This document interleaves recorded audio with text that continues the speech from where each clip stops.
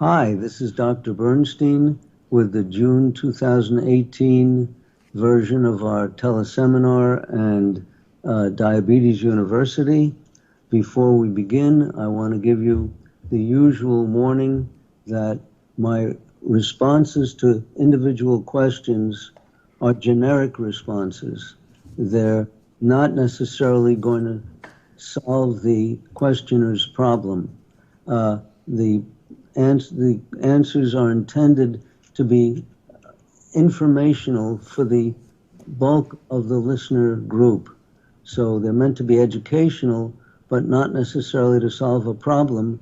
The reason I cannot solve a problem is because I haven't examined the questioner or the person who's being discussed.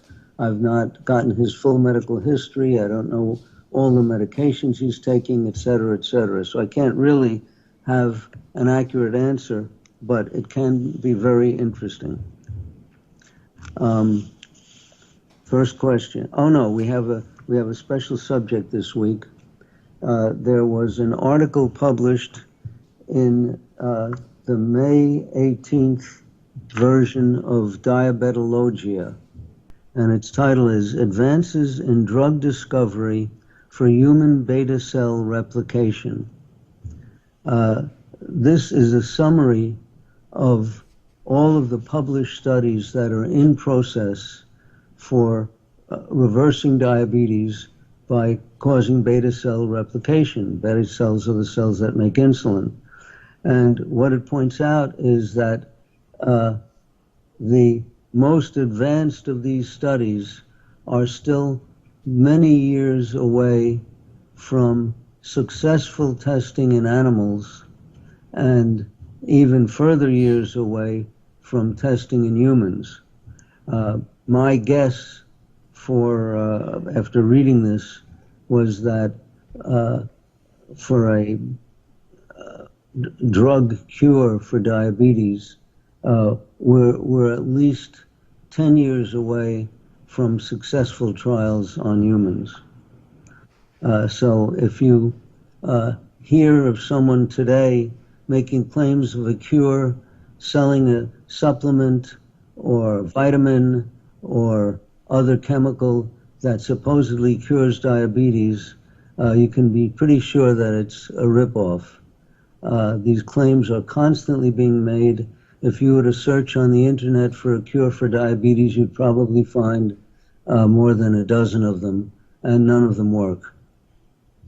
There are even reports of studies by legitimate research facilities, prominent universities, etc., claiming cures, and likewise, these things have not been replicated or successful elsewhere. Now we'll get down to our questions. Do you have patients in your practice who have type 1 diabetes and take metformin? What are the reasons for starting or stopping metformin for these patients? Well, in general, I do have many type 1 diabetics who take metformin, and it has to do with insulin resistance. Metformin appears to fight insulin resistance by several mechanisms. And when would a type 1 diabetic have insulin resistance? Well, first of all, if they're overweight. And nowadays, there are occurring more and more overweight type 1s because the powers that be are recommending high carbohydrate diets, and high insulin doses to cover the carbohydrate, and this builds fat. So diabetics are being made fat by the guidelines. So there are many obese type 1 diabetics, and you could reduce the insulin resistance caused by the obesity with the help of metformin. Then there's the condition known as polycystic ovarian syndrome, or PCOS, which affects supposedly between 5 and 15% of women. And this responds quite nicely to metformin, and we use it for them. Many of those people are diabetic and have been classified as type 1 diabetics. Then there are women who during their menstrual periods, or usually the week before the menstrual period, have erratic blood sugars. And that condition seems to respond to metformin also. By the way, when I say metformin, I really mean glucophage, the brand name, because I've found in my patients that glucophage is much more potent than the generic versions. Then we have children with growth spurts. They become insulin resistant while they're growing, and we give them glucophage, and they require less insulin, and their blood sugars are more level. Then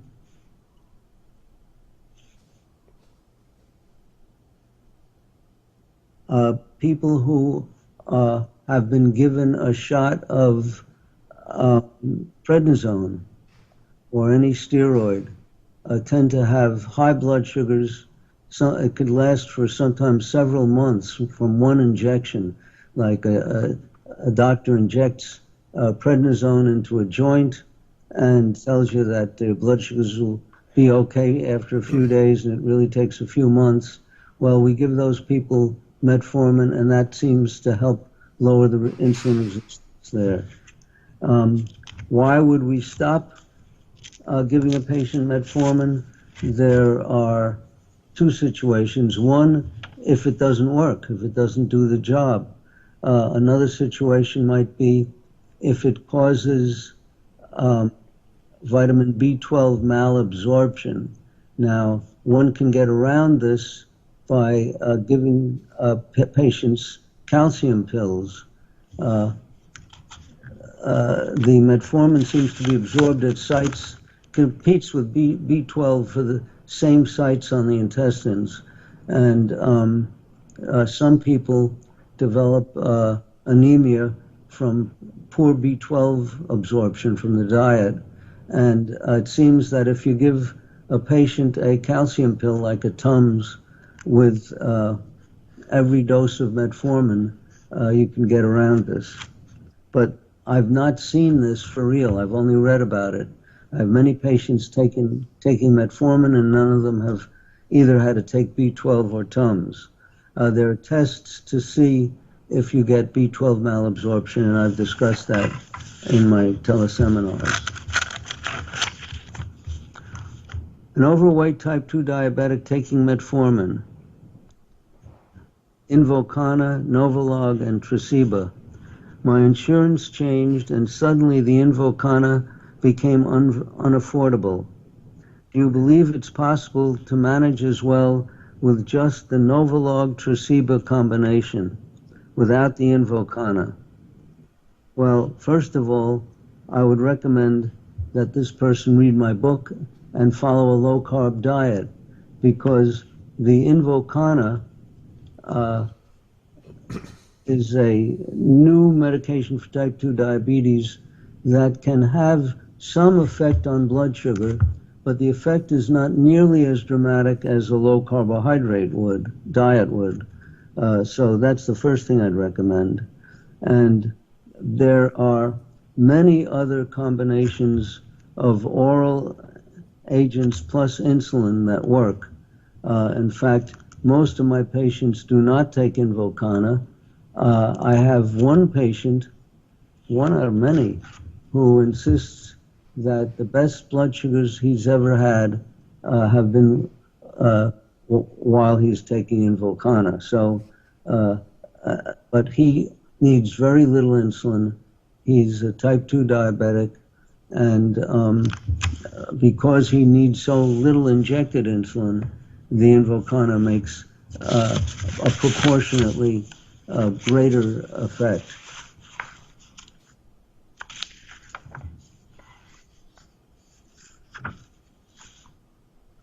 I am a 39-year-old type 1 with hypothyroidism and obese on an insulin pump. I have a suspicion of insulin resistance and my diabetic team suggested metformin. A1C is now 7.5%, which is an average blood sugar of about 200 milligrams per deciliter. I exercise twice a week in the hope to lose weight. Is there anything else I can do? Well, first of all, we find that people who are on insulin pumps are frequently obese because the message that both the manufacturers who make the pumps and the physicians who prescribe the pumps give is eat all the carbohydrate you want and just increase the insulin bolus that your pump gives for meals, for the meals that you're eating all the carbohydrate. Well, that has two problems. One, insulin plus carbohydrate makes you fat. And two, attempting to do that involves a lot of guesswork, attempting to match the time effect of insulin with the time effect with carbohydrate. You never get the two peaks matching, and you end up with roller coaster blood sugars. I've never seen an insulin pump user with normal blood sugars, except when they're given the pump during the honeymoon period and they're still making their own insulin, and their own insulin is what's controlling their blood sugars, and the pump is really not contributing very much. And then because the pump to some extent interferes with blood sugar normalization, over time, eventually they burn out their beta cells from glucose toxicity, and the pump doesn't work them at all. So I would say, one, you read my book, Diabetes Solution. Two, you switch from an insulin pump to the methods recommended in the book. And it's possible that you may also have gastroparesis, depending upon how long you've had diabetes. It's not mentioned in the question. So if this is a long-term type 1 patient, he may have gastroparesis, and that should be treated, again, as in the book. That's about all I could think of. So I'd suggest that you try reading the book and doing what it says. My daughter has had type 1 diabetes since age 7. She's now 13, and her blood sugar is almost impossible to control. In addition to that, eggs make her blood sugar spike, and I don't know why. Why do eggs make her spike? Well, it's interesting that this parent is not interested in what can be done to normalize the daughter's blood sugars. And that is what would worry me the most. You can always avoid the eggs, but why not control her blood sugars? So I'd suggest that you read my book, Diabetes Solution. And well, he probably doesn't understand that protein raises blood sugar. Well, you took the words out of my mouth. Yeah. It could be that with a traditional kind of treatment, like 1 or 2 shots of long-acting insulin a day, you think that some foods are going to raise blood sugar and some are not. Well, proteins will certainly raise blood sugar if they're not specifically covered with insulin. So that could be one reason, but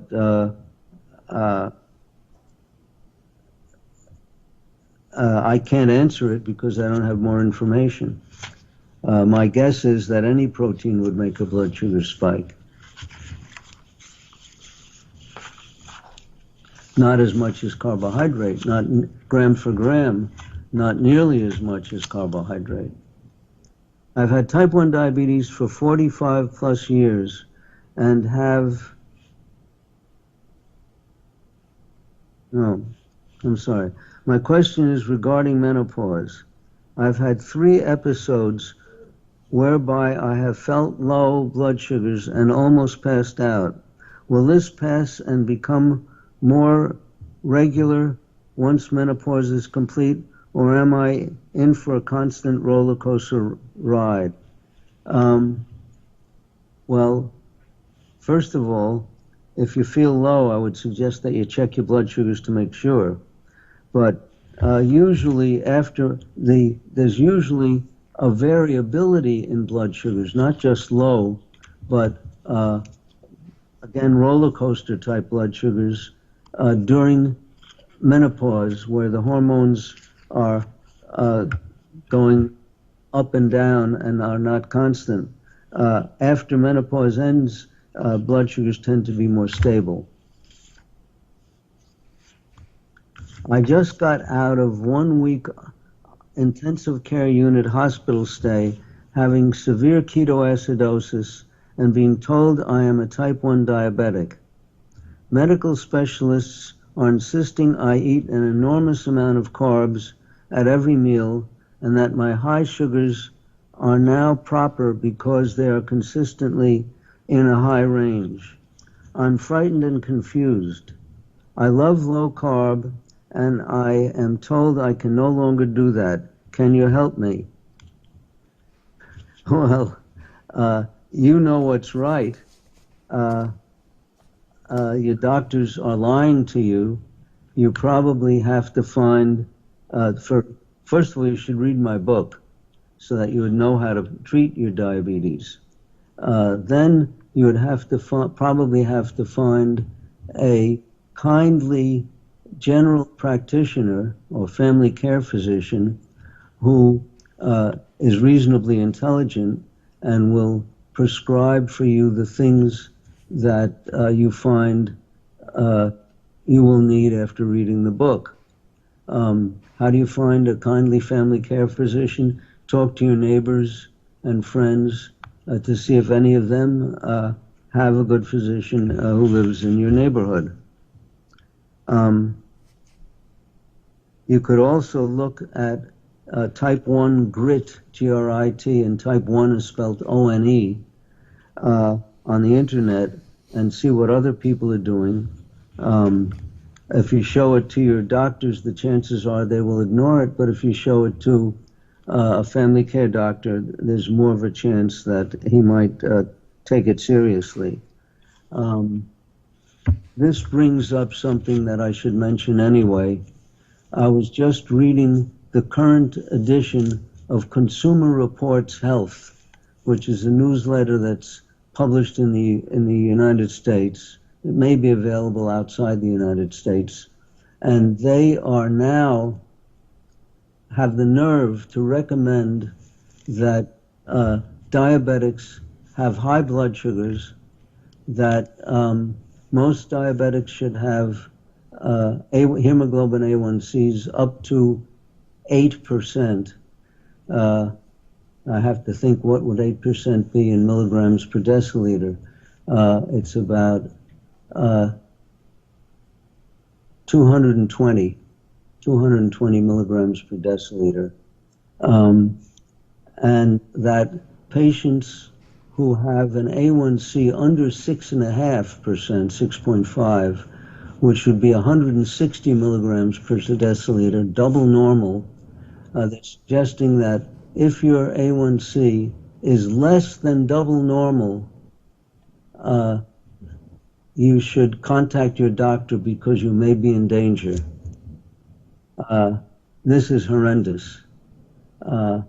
It's like my 50-year battle to get the people who write guidelines to help the patients instead of worrying about themselves is certainly not winning.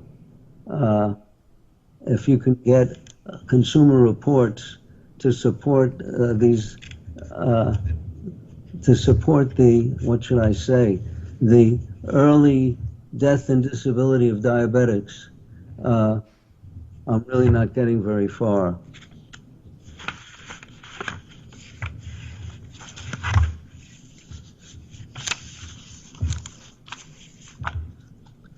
Please discuss the new fast-acting Canadian insulin, FIASP, F-I-A-S-P, used in correcting blood sugars out of range, whether the diluent used for Novolog can be used with FIASP. If you plan to try it, how potent is it compared to Novolog? I did find out from Novo that the diluent is the same as for Novolog.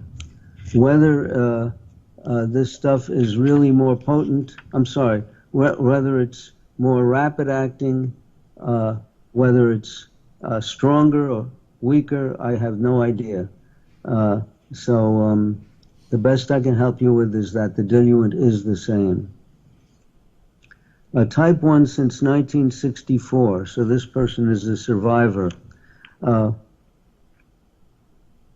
What tips do you have for dealing with nausea while on a low-carb diet? Well, diabetic since 1964 would be 54 years, if my arithmetic is correct. I'm an engineer, I should be able to do it right. So 54 years with type 1 diabetes, probably uncontrolled, the odds are overwhelming that you have gastroparesis. And I suggest that you read the chapter in my book on gastroparesis. If you live in Canada, you'll be able to get domperidone, or if you live elsewhere, you might be able to get it. In the USA, it's difficult to get. It's a medication that facilitates stomach emptying, reverses nausea. End-stage gastroparesis involves the possibility of vomiting most of the day. I've known patients whose teeth were worn down by the stomach acid from the frequent vomiting. How many ketones is normal or okay to spill in my urine while on a low-carb diet with good blood sugars? I have no idea. I've never tested my urine for ketones ever since I started measuring my own blood sugars and was able to avoid ketoacidosis. So ketones were high in the urine of humans before the invention of agriculture, because ketones kept the brains alive during famines. Pregnant women frequently have ketones in their urine during the last trimester of pregnancy, when they metabolize the fat that they've been building during the first 2 trimesters. So ketones are a natural thing to have in the urine, and I certainly wouldn't be worrying about them. I don't worry about them for myself. I don't worry about it for my patients.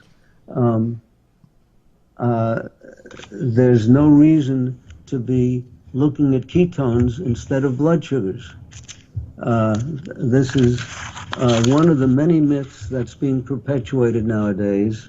You should keep your blood sugars normal and don't worry about the ketones unless you have very high blood sugars.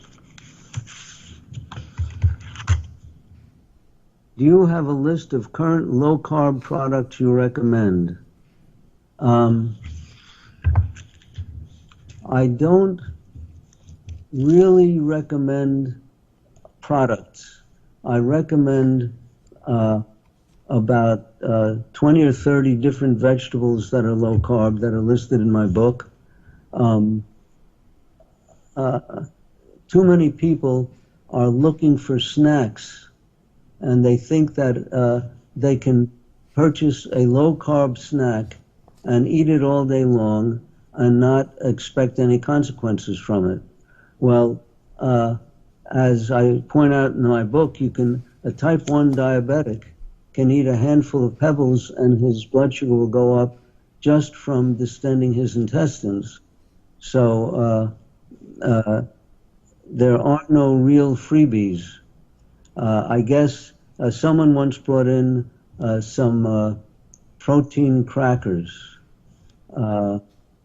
and they were very small and tasted good, and I tasted one or two of them, but you can't sit and eat them all day long. One or two might raise my blood sugar by 1 or 2 milligrams per deciliter, which is trivial, but to be eating these low-carb foods all day long, you're not going to get away with it. Do you have a list of providers that support low-carb diets to manage diabetes? I would love more support, but don't know where to turn. Well, we have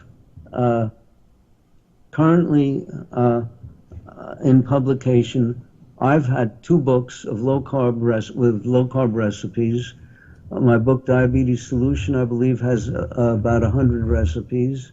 And my book, Diabetes Diet, has at least 100 recipes. So there are recipes for making concoctions, real food that's low in carbohydrate.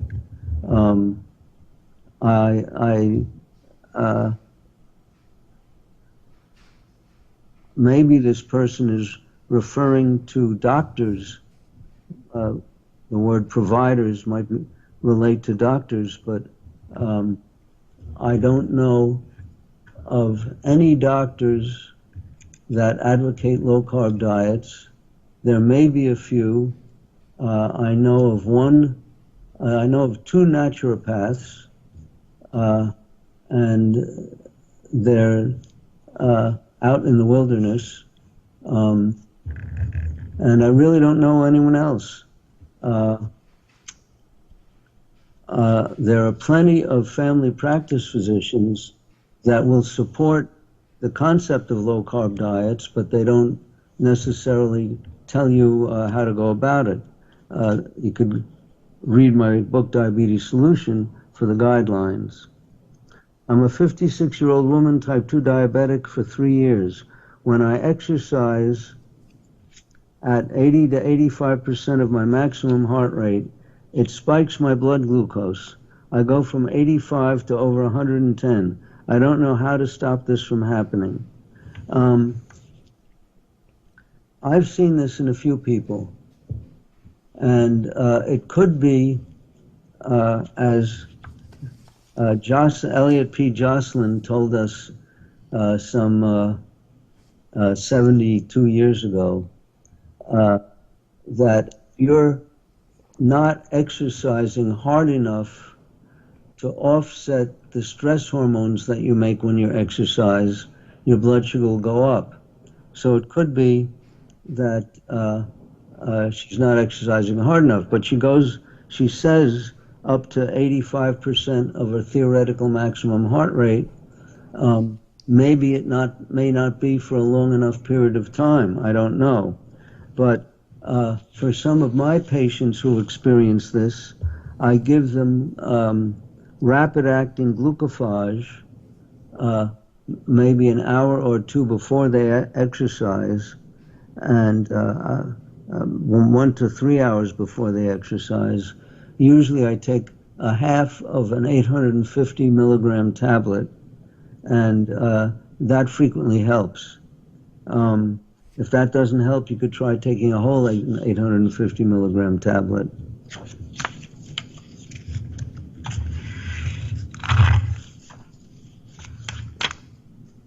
I'm a type 1 diabetic and a half marathon runner.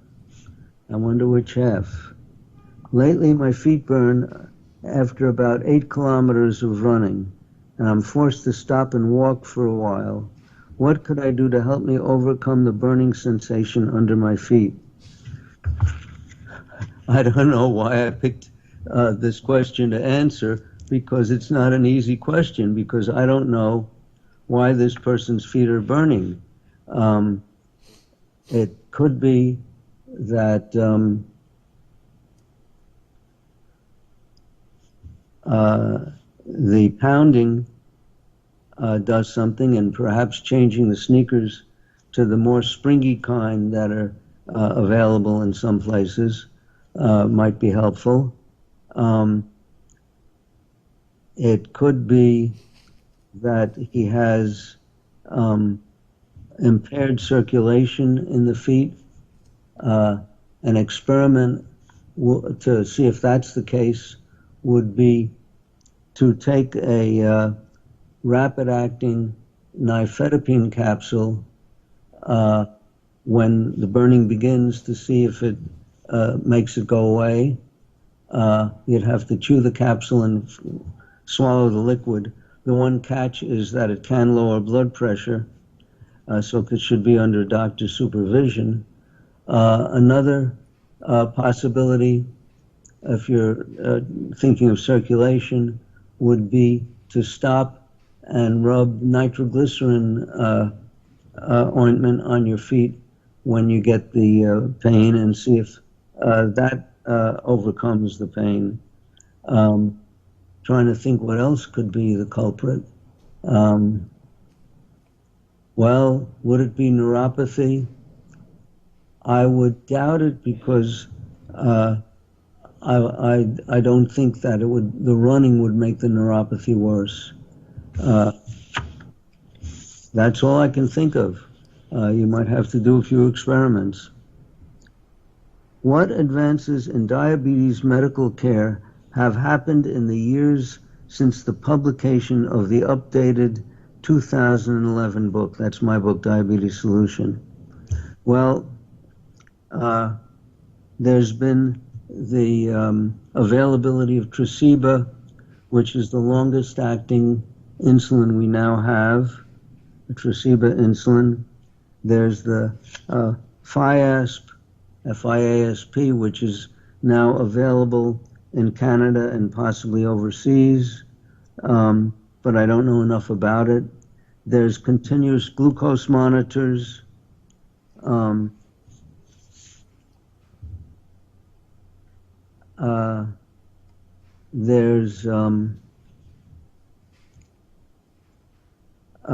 There are closed-loop insulin pumps that I do not recommend. In fact, I strongly object to them, where they're making claims of the possibility of normal blood sugars because the pumps have a built-in algorithm that tell them how much insulin to give you for your estimates of carbohydrate and whatnot. And as I explain in my book, can't possibly work, and they don't work to normalize blood sugars. Then there's another new development, was the exposure in the Journal of the American Medical Association about 2 years ago of the bribery that's been going on since the 1960s to blame fat instead of carbohydrate, dietary fat, for heart disease and the high incidence of obesity and diabetes. It seems that food manufacturers, and the article lists specific manufacturers such as Nestle and General Mills and a few others, as bribing researchers, institutions, and organizations to blame fat instead of carbohydrate. And these myths are still coming down to the present, and for all I know, the bribery is still going on. I just mentioned that Consumers Union in their newsletter, Consumer Health, is still advocating avoidance of saturated fats and consumption of carbohydrate, and also advocating very high blood sugars. My daughter, who is 14, type 1, recently into low-carb diet, but she is having frequent hypos and symptoms. Looks like reactive hypoglycemia. after meals. She was going very low. Any suggestions? Well, reactive hypoglycemia is not due to insulin injections. And if you're a type 1 diabetic and giving insulin to cover your meals, the most likely cause of going too low after a meal is either taking too much insulin or taking it too long ahead of the meal. So what I would suggest is that she reads my book, Diabetes Solution, to learn about the proper use of insulin and a low carbohydrate diet. Just switching to a low carbohydrate diet without knowing how to match your insulin to your meals is not going to do the job. She might not be using regular. I have in my notes here R instead of Novolog or Humalog. So you took the words out of my mouth. Yeah. She may be using one of the ultra-rapid insulins instead of regular insulin. What workouts, exercises you would recommend to people with type 1 diabetes? Well, again, you should be reading my book, Diabetes Solution. As a rule of thumb, which doesn't apply to everybody because many people have disabilities, heart conditions, etc., but as a rule, I recommend a combination, the same combination I would recommend to a non-diabetic, namely muscle building exercises like weightlifting, plus true cardiovascular exercises would be things like a recumbent bike or an elliptical trainer, where you could get your heart rate up as high as possible within the confines of your own health situation. So this is not for everybody, but for years I was getting my heart rate above my theoretical maximum heart rate, and I still do. I try to make time to go on an elliptical once or twice a week, and I'm still able to get it above my theoretical maximum. And I think that makes a big difference in terms of long-term cardiovascular disease. However, doing that without normal blood sugars is not going to be the whole answer. You have to have normal blood sugars if you want to avoid cardiovascular disease. My son is 13, diagnosed at 8. Question is my son in danger of high cholesterol and kidney damage affecting him? And if so, how do I prevent this while eating low carb?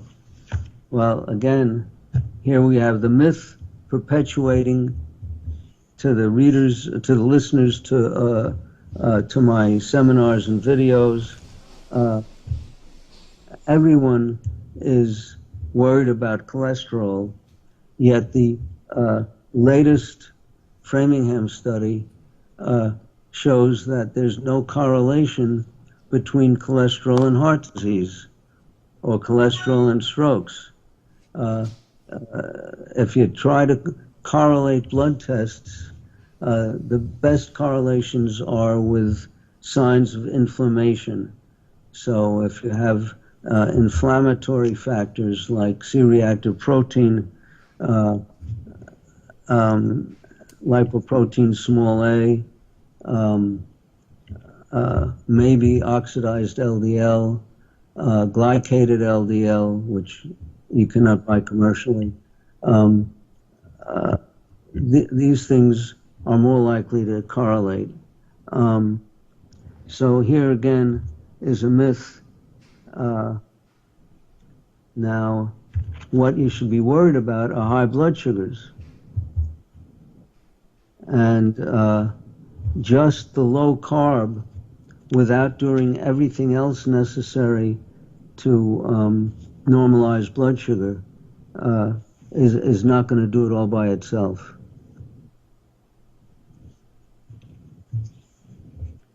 And as far as the kidney damage, Again, the kidney damage is caused by high blood sugars.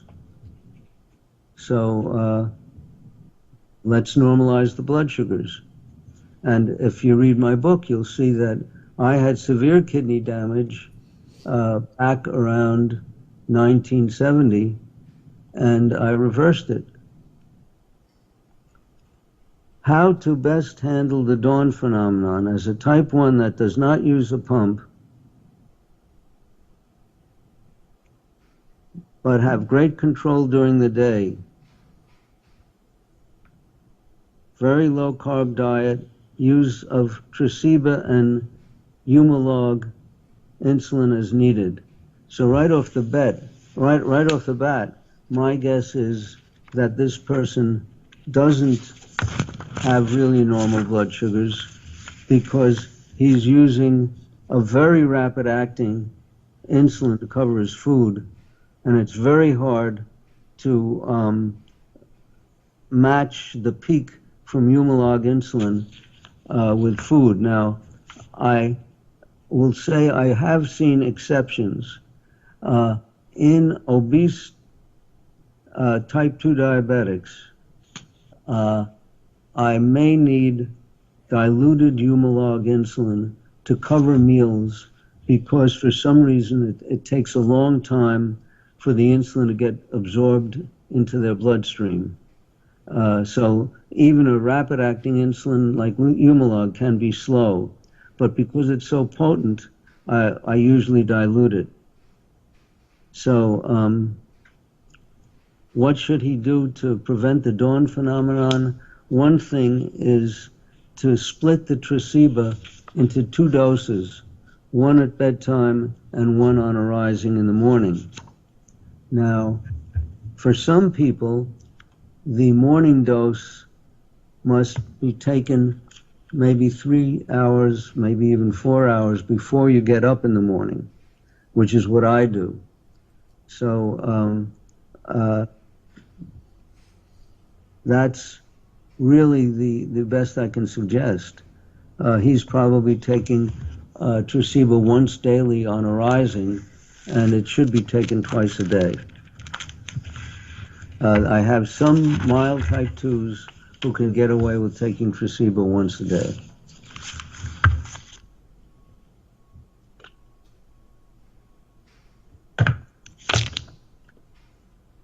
Would like your take on metformin, glucophage XR, a combination of R-alpha lipoic acid and evening primrose oil or something else is recommended for type 1s. Now, I don't know why this person is interested in these things. I gave the special situations for using metformin or glucophage XR that involve insulin resistance. Otherwise, I don't see any reason for taking it for type 1 diabetes. And as far as the alpha lipoic acid is concerned, that has been used by others to treat neuropathies. I don't know if it will make any difference in blood sugars. I doubt that it would make a significant difference for type 1 diabetes, and if it makes any difference, it would be for very mild type 2 diabetics. Again, it looks like someone is looking for magic, and he's not likely to find it. I've been insulin-dependent type 1 diabetic for 56 years. Have been on your plan since 1999 when my husband and I visited you. Recently, my cardiologist prescribed 12.5 milligrams metoprolol for heart palpitations. Could this medication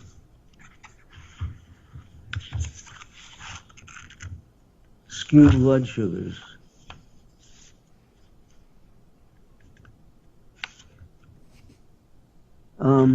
there is some evidence that this is a beta blocker, that beta blockers can elevate blood sugars.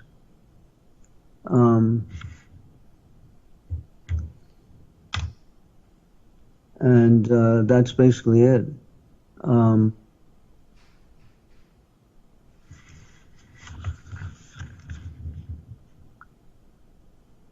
Next question. I am now having trouble walking due to the deformities in my feet. My first metatarsal drops hard and causes me to pronate, and it makes my knees hurt. The podiatrist said the only option is to surgically rebuild my arch. I would avoid surgery if at all possible. I would first want to try posted orthotics. Orthotics are inserts that go in your shoes to support the arch or whatever part of your foot needs support. And they have to be modified by a competent podiatrist so that the pressure from below is at the right part of the foot, the part of the foot that cures the problem. Now, not all podiatrists do posting, and many of them just prescribe foam inserts, and the foam inserts tend to be compressed by the weight, so it's not that easy to find someone who knows what he's doing. But when I ran the wound care clinic, I was frequently providing orthotics and modifying them myself for the patient, and that's the first thing that I would try well before surgery. By the way, posting means attaching a narrow piece of plastic or leather underneath the orthotic in the right location to correct the problem. And it might be several pieces at different places on the orthotic. Are there any medications to your diet plans for those who recently had their pancreas removed? Yeah, insulin. If you don't have a pancreas, you need insulin. And I suggest you read my book, Diabetes Solution. Diagnosed type 1 at age 34 this summer and have been on a keto diet, less than 20 grams of carb per day, high veggie, moderate protein and fat for 2 months. My blood sugars have been normal, 85 to 100 for 2 months. My doctor said to stop keto because of ketones showing up in my urine. Is there a danger to a keto diet for type 1s? Well,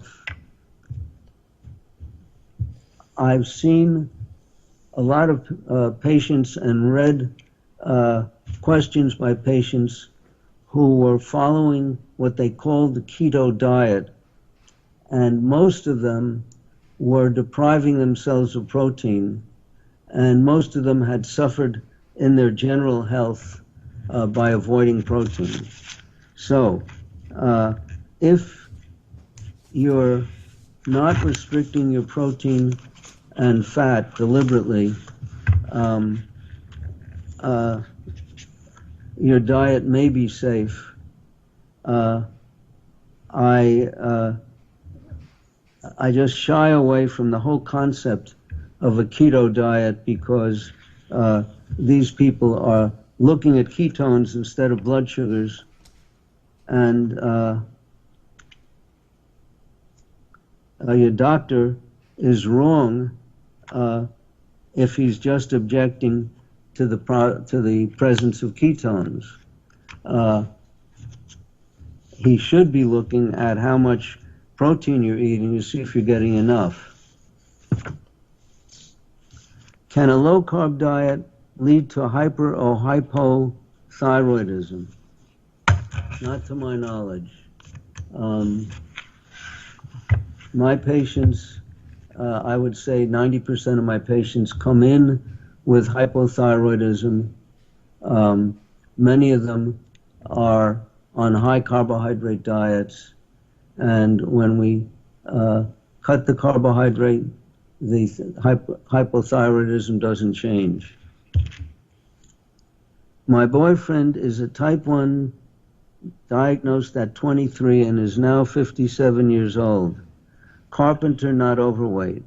He believes he needs a high-carb diet and has an eating disorder causing him to eat carbs in the middle of the night. He has a continuous glucose monitor, and I can see the levels go from 50 to 400 in swings once or twice a day. He's been to therapy and has tried hypnosis. We're getting him on a low-carb diet you describe in your book, help him with better sugar control and binge eating.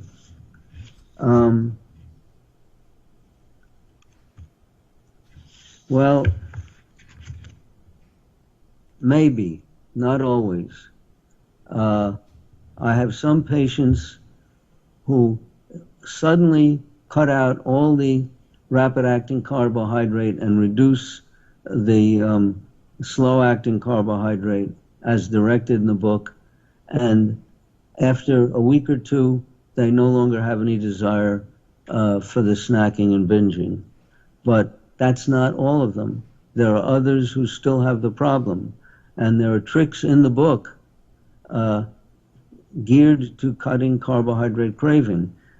Some of them involve the use of GLP-1 agonists that indirectly cause the pancreas to make amylin, which is a satiety hormone that makes you feel less hungry. There are other tricks mentioned in the book.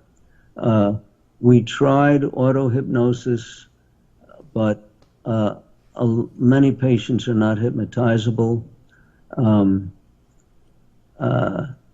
There are other experimental techniques that we're investigating right now, not yet ready to report on them. So read the book, because we do attempt to deal with overeating in the book. In June 2016, I was diagnosed with type 1 at age 34. I also had my thyroid removed and am on levothyroxine. At my appointment this week, after being on a low-carb diet since September, I'm thrilled to share my A1C is 5.0, and I asked my doctor to check my C-peptide, as I remember you saying that this can improve if you get sugars under control quickly. It went from 0.58 at diagnosis to 1.08. I know that I am still in the honeymoon phase, but wondering how long I will continue to make insulin. I am currently only on 3 units of Levemir at night. Well, I have one patient who's been making insulin for about 30 years, who we caught very early and got her blood sugars normalized within hours of diagnosis. So if we're lucky, that can happen. Now, your sudden improvement in C-peptide, which is a measure of how much insulin you're making, may be informative and may not. As I've explained before, we must measure both blood sugar and C-peptide at the same time. The tradition of just looking at C-peptide gives us very little information. Let's take a non-diabetic who, for some reason or other, you manage to get their blood sugar down, let's say to 60. Maybe you had them run a marathon or something. At a blood sugar of 60, a non-diabetic is going to make very little, if any, insulin, because that insulin would lower them further. So how much C-peptide a person makes is dependent upon their blood sugar. And if you don't know the blood sugar, you can't evaluate the value of the C-peptide number, how much sense it makes. So you may be overjoyed, but if you don't know the blood sugar, you're not learning that much from it.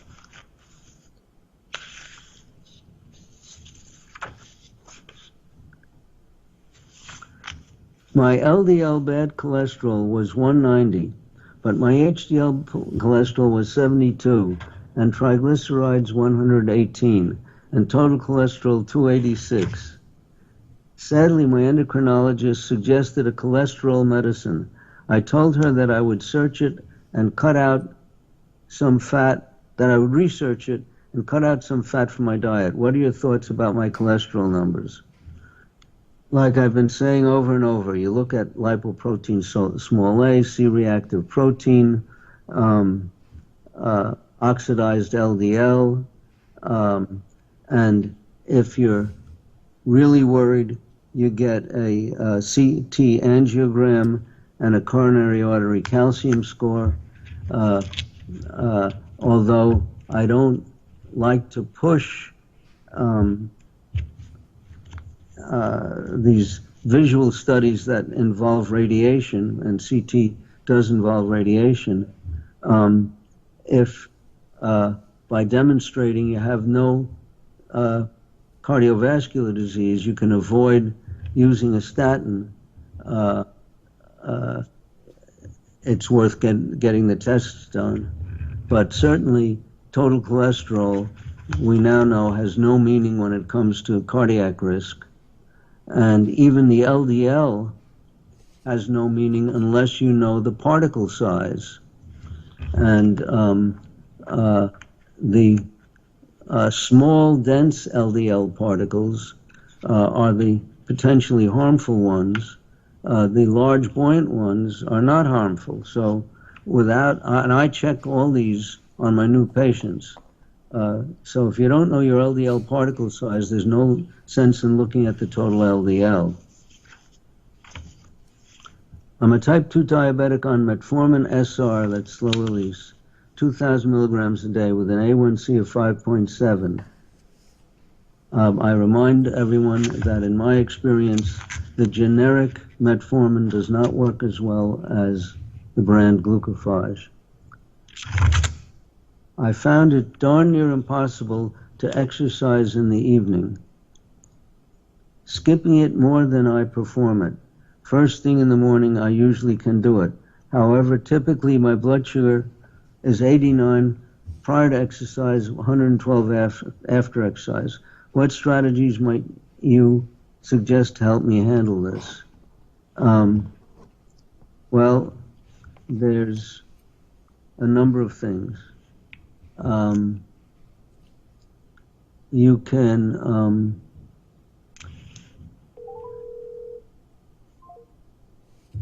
try the rapid-acting glucophage a couple of hours before you exercise.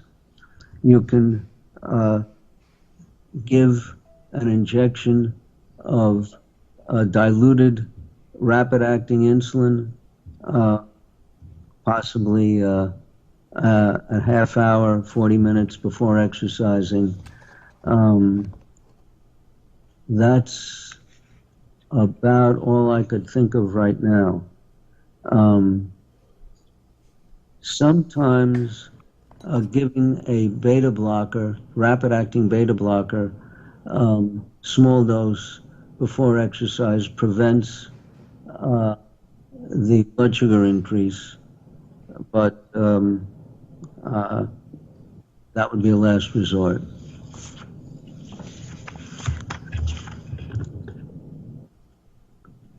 I'm a type 1 since I was 12 years old. I am now 47. So this person is a survivor. I have no health insurance, and no diabetes doctor. I have many people around me that recommend and use Dr. B. I have a very disabled child of 21 years that I need to outlive. What should I do? My A1C is currently 8.1. Well, that's a pretty darn high blood sugar. And at that blood sugar, this person is not likely to outlive his child. So the only thing I can think of is getting my book Diabetes Solution and following it. I follow the 6-12-12 eating plan. That's 6 grams of carbohydrate, 12 for breakfast, 12 for lunch, which is what I recommend for the average adult and less for children. I find I cannot ride my bike to work without experiencing low blood sugars, without experiencing lows if my sugars are under 100. What am I doing wrong? Well, first of all, this person may be taking insulin. I'm guessing that that's what the person is doing, and he may be taking insulin for breakfast, and he may have to lower the dose of insulin. Another thing that he or she should do is carry liquid glucose along in case the blood sugar does drop, and you might want to carry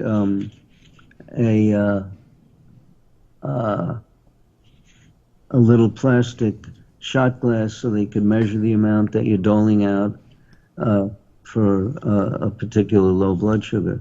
Again, the book Diabetes Solution will give you some tips, but you have to find out the cause of the low, and it might be a combination of the exercise and your basal insulin. You might want to take a lower dose of basal insulin in the morning, and then take the balance of the dose after you get to work. I don't know. It's trial and error. Next question.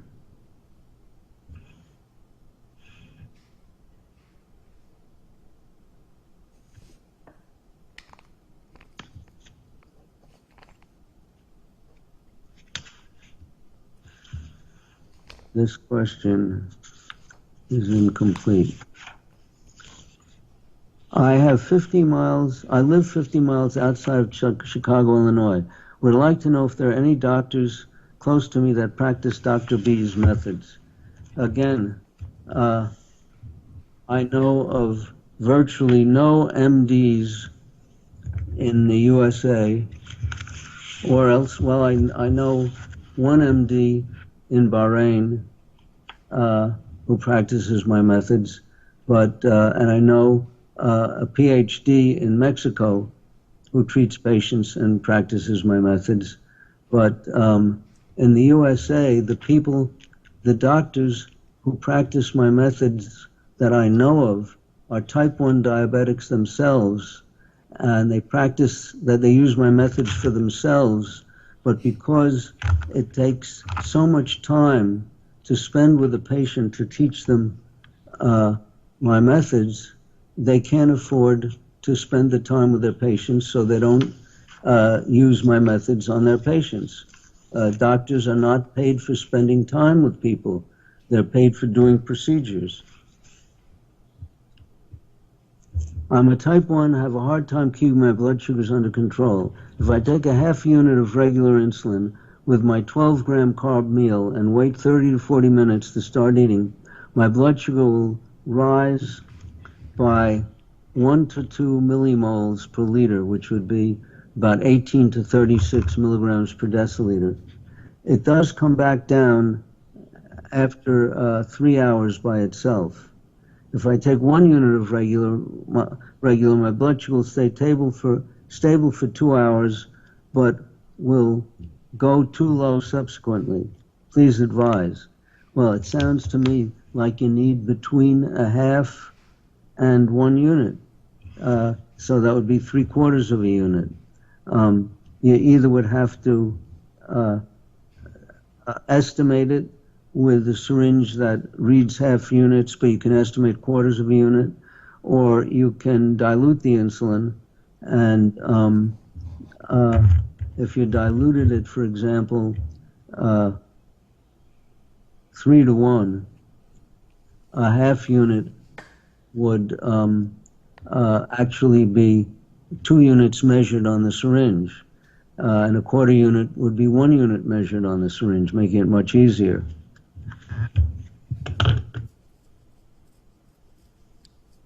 That's it. Okay, that's it for our teleseminar right now. Our next teleseminar will be Wednesday, July 25th, 2018. Please join me then. Thanks a lot for listening right now.